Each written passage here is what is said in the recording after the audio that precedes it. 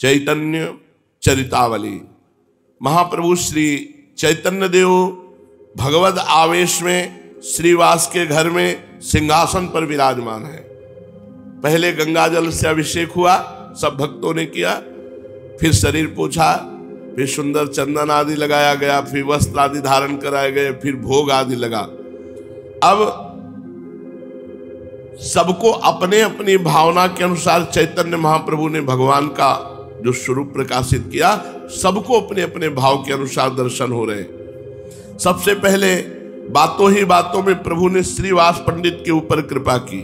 आपने श्रीवास पंडित को संबोधित करते हुए कहा, श्रीवास तुम हमारे परम कृपा पात्र हो, हम सदा ही तुम्हारी देख रेख करते हैं। तुम्हें वो घटना याद है जब देवानंद पंडित के यहाँ तुम बहुत से अन्य शिष्यों के सहित श्रीमद् भागवत का पाठ सुन रहे थे। पाठ सुनते सुनते तुम बीच में ही भावावेश में आकर मूर्छित हो गए। उस समय तुम्हारे भावावेश को न तो पंडित जी ही समझ सके थे और न उनके शिष्य ही समझ सके थे। शिष्य तुम्हें कंधे पर लाद कर तुम्हारे घर पहुंचा गए थे। उस समय मैंने ही तुम्हें होश में किया था, मैंने ही तुम्हारी मूर्छा भंग की थी। प्रभु के मुख से अपनी इस गुप्त घटना को सुनकर श्रीवास पंडित को परम आश्चर्य हुआ और उन्होंने घटना किसी के सम्मुख प्रकट नहीं की थी, कोई जानता ही नहीं था, और चैतन्य महाप्रभु ने वो गुप्त बात बता दी। इसके अनंतर प्रभु अद्वैताचार्य जी को लक्ष्य करके कहने लगे, आचार्य तुम्हें उस दिन की बात याद है जब तुम्हें श्रीमद् भागवत के इस श्लोक पर शंका हो गई थी, सर्वतः पाणिपादम तत्सर्वतो अक्षशिरोमुखम सर्वतः श्रुतिमल्लोके सर्वमावृत्य तिष्ठति। उस दिन तुम बिना भोजन के सो गए थे। इस पर मैंने ही पाणिपादम तत् की जगह पाणिपादान्तः ये प्रकट पाठ बताकर तुम्हारी शंका का निवारण किया था। इस बात को सुनकर अद्वैताचार्य जी प्रभु के चरणों में बार बार प्रणाम किया। अब भक्तों ने भगवदावेश में आसन पर बैठे हुए चैतन्य महाप्रभु की संध्या आरती की। एक बहुत बड़ी आरती सजाई गई। भक्त अपने हाथों में शंख, घड़ियाल, झांझ तथा अन्य भांति भांति के वाद्य बजाने लगे। श्रीवास पंडित ने सची माता के हाथ में आरती देकर उनसे आरती करने को कहा। श्रीवास की पत्नी की सहायता से वृद्धा माता ने अपने कांपते हुए हाथों से चैतन्य महाप्रभु की आरती की। उस समय सभी भक्त आनंद में उन्मत्त होकर वाद्य बजा रहे थे। जैसे तैसे आरती समाप्त की गई। श्रीवास पंडित ने सची माता को घर भेज दिया। अब सभी भक्तों के वरदान की बारी आई। प्रायः प्रभु के सभी अंतरंग भक्त उस समय वहां उपस्थित थे, किंतु उनके परम प्रिय भक्त श्रीधर वहां नहीं थे। ये भक्त श्रीधर बड़े ही गरीब थे। केला के खोल और दोना बेच करके जो मिलता उसी से भगवान का भोग लगाते और वही पाते। केला का खोल और दोना पत्ता। महाप्रभु इनसे सदा छेड़खानी किया करते थे। घड़ी दो घड़ी तंग जरूर करते थे। आधे दामों पर इनसे खोल खरीदते थे, केले के खोल। केले के गहर के ठंडल के नीचे केले में जो मोटी सी डंडी शेष रह जाती है उसी को बंगाल में खोल कहते हैं। बंगाल में उसका साग बनता है। प्रभु के भोजनों में जब तक श्रीधर के खोल का साग नहीं होता तब तक उन्हें अन्य पदार्थ स्वादिष्ट ही नहीं लगते थे। केले के ऊपर जो कोमल कोमल खोपड़ा होता है उसे काट काट कर उसके थाल बनाए जाते हैं। गरीब दुकानदार उन्हीं को बेच करके अपना पेट पालते हैं। उसमें से स्त्रियां और पुरुष पूजन की सामग्री रखकर पूजा करने के निमित्त ले जाते हैं। श्रीधर इन्हीं चीजों को बेच करके अपना जीवन निर्वाह करते थे। इनसे जो आमदनी हो जाती उसी में से देव पूजा, गंगा पूजन आदि करते और जो कुछ बच्चा उससे पेट भरते।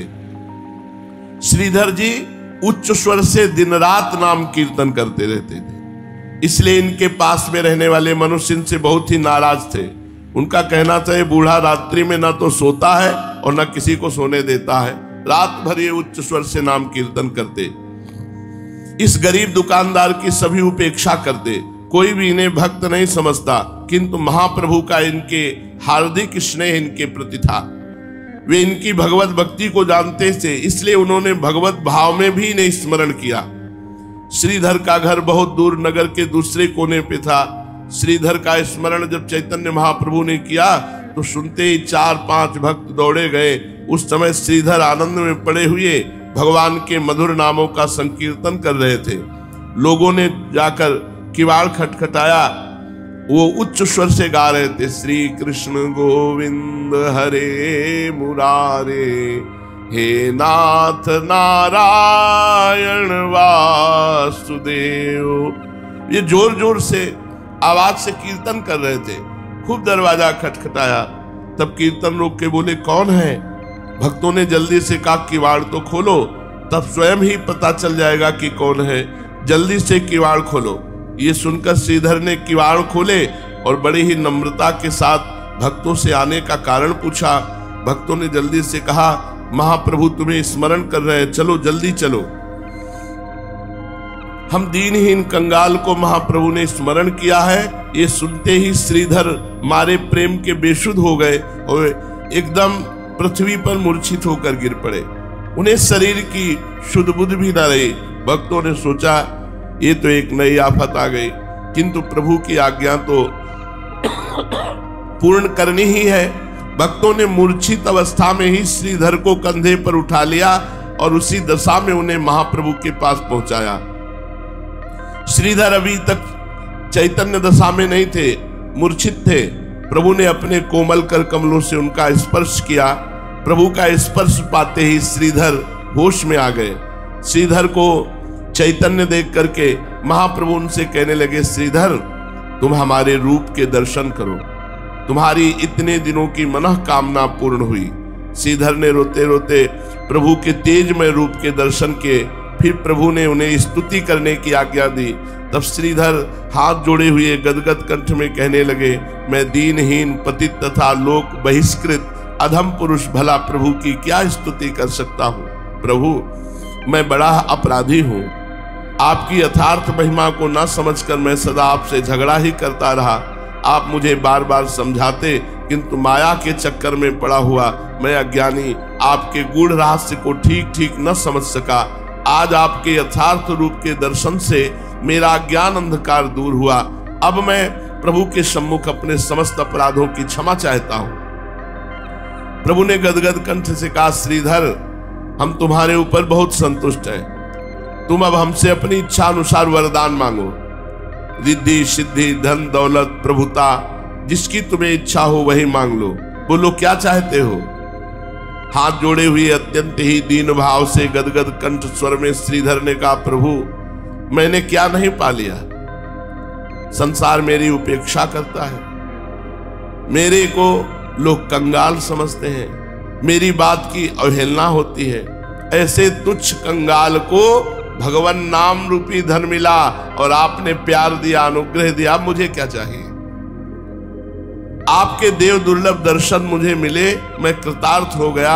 अब मुझे और क्या चाहिए। रिद्धि सिद्धि लेकर मैं क्या करूंगा, वो तो एक प्रकार की बड़ी माया है। प्रभु ने आग्रह पूर्वक कहा, नहीं कुछ तो वरदान मांगो। रिद्धि सिद्धि नहीं तो जो भी तुम्हें प्रिय हो वही मांगो। श्रीधर ने उसी दीनता के स्वर में कहा, यदि प्रभु कुछ देना ही चाहते हैं तो यही वरदान दीजिए कि मैं आपके चरणों से प्रेम करूं और आप हमसे खोल खरीदते समय जैसे झगड़ा करते थे वैसे ही हमसे झगड़ा करते रहे। सदा हमारे हृदय में आप विराजमान रहे। श्रीधर की इस निष्किंचनता और निष्प्रियता से चैतन्य महाप्रभु परम प्रसन्न हुए। श्रीधर भगवान के मुरली मनोहर रूप के उपासक थे। वे भगवान के श्री कृष्ण गोविंद हरे मुरारे, हे नाथ नारायण वासुदेव इन मधुर नामों का कीर्तन करते रहते थे। इसलिए चैतन्य महाप्रभु ने उन्हें श्री कृष्ण रूप के दर्शन कराए। अपने में प्रभु के श्री विग्रह में अपने श्री कृष्ण के दर्शन करके श्रीधर कृतार्थ हुए। दर्शन करते हुए मूर्छित होकर गिर पड़े। भक्तों ने उन्हें एक ओर लिटा दिया। अब मुरारी गुप्त की बारी आई। मुरारी परम धार्मिक तथा विशुद्ध वैष्णव तो थे, किंतु उन्हें तर्क वितर्क और शास्त्रार्थ करने का कुछ नशा सा था। प्रभु ने उन्हें संबोधित करते हुए कहा, मुरारी तुम्हारे भक्त होने में यही एक अपूर्णता है। तुम शुष्क वाद विवाद करना त्याग दो। अध्यात्म शास्त्रों में भक्ति ग्रंथों को ही प्रधानता दो। मुरारी गुप्त ने कहा, मैं वाद विवाद और तर्क वितर्क और कहाँ करता हूँ, केवल विद्वानों के समीप कुछ प्रसंग चलने पर कह देता हूँ। महाप्रभु ने कहा, अद्वैताचार्य के साथ तुम तर्क वितर्क किया करते हो, क्या उनसे तुम अद्वैत वेदांत की बातें नहीं बघारा करते? इस पर अद्वैताचार्य ने प्रभु से पूछा, प्रभु क्या अद्वैत वेदांत की बातें करना बुरा काम है? प्रभु ने मुस्कुराते हुए कहा, बुरा काम कौन कहता है, बहुत अच्छा है, किंतु जिन्होंने भक्ति मार्ग का अनुसरण किया है उन्हें इस प्रकार की सिद्धियों और प्रक्रियाओं के चक्कर में पड़ने का प्रयोजन ही क्या है? ये कहकर प्रभु ने गंभीर घोष से इस श्लोक को सुनाया, न साधयति माम योगो न सांख्यम धर्म उद्धव न स्वाध्याय तपस्त्यागो यथा भक्तिर्ममोर्जिता। प्रभु की ऐसी आज्ञा सुनकर मुरारी चुप हो गए। इस पर प्रभु ने कहा, मुरारी तुम्हें ब्रह्म की सिद्धि के लिए प्रक्रियाओं की शरण लेने की क्या आवश्यकता है? भगवान तो जन्म सिद्ध हैं। तुम तो प्रभु के जन्म जन्मांतरों के भक्त हो। हनुमान के समान तुम्हारा भाव और विग्रह है। तुम साक्षात दास्य भाव के आचार्य हनुमान जी के ही समान हो। तुम अपने रूप का स्मरण करो। मुरारी राम भक्त थे।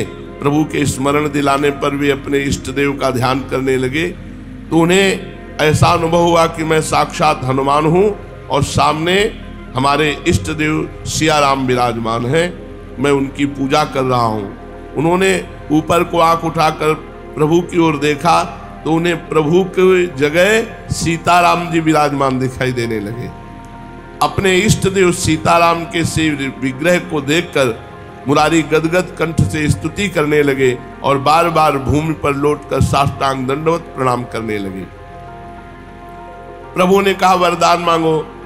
तो हाथ जोड़े हुए मुरारी ने अविचल श्री राम भक्ति की ही प्रार्थना की, जिसे प्रभु ने उनके मस्तक पर अपने पाद पद्म रखकर प्रेम पूर्वक प्रदान किया। इसके अनंतर एक एक करके सभी भक्तों की बारी आई। अद्वैताचार्य, श्रीवास, वासुदेव सभी ने प्रभु से अहेतुकी भक्ति की प्रार्थना की। हरिदास जी अपने को बहुत ही दीनहीन, कंगाल और अधम समझते थे। उन्हें प्रभु के सम्मुख होने में संकोच होता था, इसलिए वे सबसे दूर भक्तों के पीछे छिपे हुए बैठे थे। प्रभु ने गंभीर स्वर में कहा, हरिदास, हरिदास कहाँ है? उसे हमारे सामने लाओ। सभी भक्त चारों ओर से दृष्टि देखने लगे। हरिदास जी सबसे पीछे सिकुड़े हुए बैठे थे। भक्तों ने उन्हें प्रभु के सम्मुख होने की आज्ञा की कि प्रभु बुला रहे हैं, किंतु वे प्रेम में बेसुध थे। भक्तों ने उन्हें उठाकर प्रभु के सम्मुख किया। हरिदास को सम्मुख देखकर प्रभु उनसे कहने लगे, हरिदास, तुम अपने को नीच मत समझो, तुम सर्वश्रेष्ठ हो। मेरी तुम्हारी एक जाति है, जो तुम्हारा स्मरण ध्यान करते हैं वो मानो मेरी पूजा करते हैं। मैं सदा ही तुम्हारे साथ रहता हूं। तुम्हारी पीठ पर जब बेत पड़ रहे थे तब वो बेत तुम्हारी पीठ पर नहीं, मेरी पीठ पर पड़ रहे थे। और प्रभु ने वस्त्र हटा के कहा, देख लो, अभी तक मेरी पीठ पे निशान बने हैं। और प्रभु ने दिखा दिया पूरे बेत के निशान महाप्रभु चैतन्य देव के। सभी जो मेरे शरणागत भक्त हैं उनके कष्टों को मैं अपने ऊपर लेता हूं। शरणागत भक्तों के कष्ट को मैं अपने ऊपर लेता हूं, ये बात ध्यान रखना चाहिए। इसलिए भारी से भारी कष्ट पड़ने पर भी भक्त को दुख नहीं होता, क्योंकि वो कष्ट मैं अपने ऊपर लेता हूं। कारण कि जो लोग भक्तों को कष्ट देते हैं वे मानो मुझे ही कष्ट पहुंचाते हैं। इसलिए अब मैं दुष्टों का संहार न करके उनका उद्धार करूंगा। तुमने मुझसे दुष्टों के संहार की प्रार्थना नहीं की थी, किंतु उनकी बुद्धि शुद्धि और कल्याण की प्रार्थना की थी। इसलिए अब मैं अपने सुमधुर नाम संकीर्तन के द्वारा दुष्टों का उद्धार करूंगा। मेरे इस कार्य में किसी जाति, वर्ण या ऊंच नीच का विचार न रहेगा। मेरे नाम संकीर्तन से सभी पावन बन सकेंगे। अब तुम अपना अभीष्ट वरदान मुझसे मांगो। हाथ जोड़े हुए दीन भाव से हरिदास जी ने कहा, हे वर देने वालों में श्रेष्ठ, हे दयालु, हे प्रेमावतार, यदि आपकी इच्छा मुझे वरदान ही देने की है तो मुझे यही वरदान दीजिए कि मैं सदा दीनहीन, कंगाल, निष्किंचन अमानी बना रहूं। मुझे प्रभु के दास होने के अतिरिक्त अन्य किसी भी प्रकार का अभिमान न हो। मैं सदा वैष्णव भक्तों की पद धूलि को अपने मस्तक पर परम भूषण मानकर धारण करता रहूं। वैष्णवों के चरणों में मेरी सदा प्रीति बनी रहे, इसी वरदान की मैं प्रभु के निकट याचना करता हूं।